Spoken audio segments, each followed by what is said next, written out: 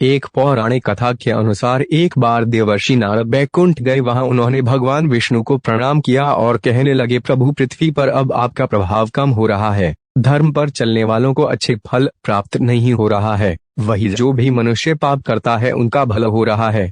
नारद जी की यह बात सुनकर श्रीहरि मुस्कुराए और कहने लगे, नहीं देवर्षि, ऐसा नहीं है। जो भी हो रहा है सब भाग्य के माध्यम से ही हो रहा है।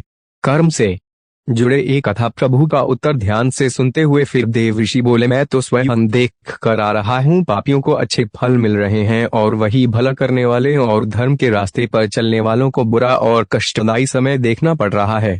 भगवान ने नारद जी को टोका और पूछा, तुम कोई ऐसी घटना तो बताओ। तब नारद जी ने कहा, अभी मैं एक जंगल से गुजर रहा था हूँ, वहाँ एक गाय दलदल में फंसी हुई थी जिसे कोई बचाने वाला भी नहीं था। तभी एक चोर वहां से जा रहा था, वे गाय को फंसा हुआ देखकर भी नहीं रुका और तो और वे उस पर पैर रखकर दलदल वाली जमीन से आगे निकल गया। आगे जाकर चोर को सोने के मोहरों से भरी एक थैली मिली।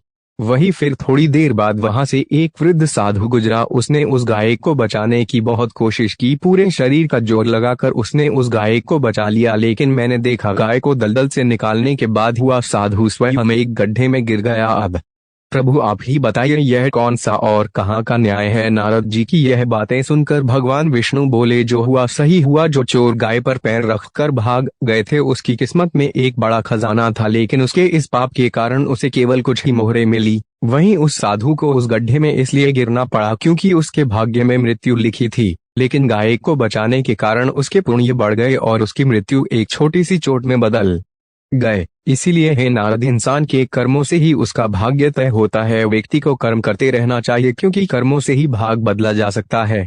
जो भाग्य में लिखा होता है वही मिलता है। एक दिन एक व्यक्ति ने पंडित जी से पूछा कि उसका भाग्य कैसा है और उसके भाग्य में कितना धन है। पंडित जी ने उसकी भाग्य की कुंडली देखकर बताया कि उसके भाग्य में रोज 50 हैं।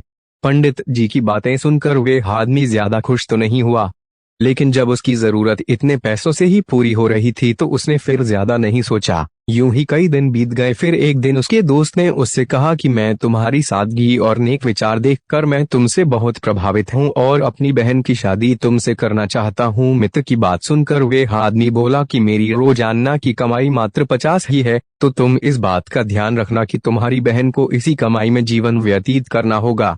मित्र बोला, कोई बात नहीं, मुझे यह रिश्ता पसंद है।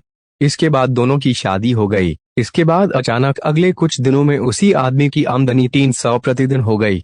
उसके बाद आदमी पंडित जी के पास गया और कहा कि परमात्मा ने तो मेरे भाग्य में 50 ही लिखे थे, लेकिन मेरी अब रोजाना 300 रुपए की आमदनी होती है।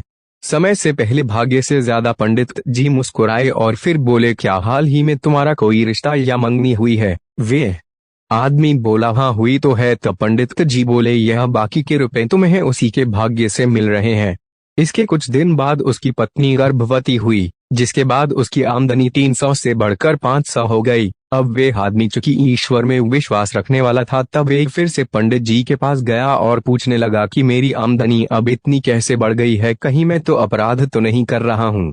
आदमी की बात सुनकर पंडित जी ने उसे बताया कि यह आमदनी उसकी पत्नी और उसके बच्चे के भाग्य से बढ़ी है, इसीलिए परेशान होने की कोई बात नहीं।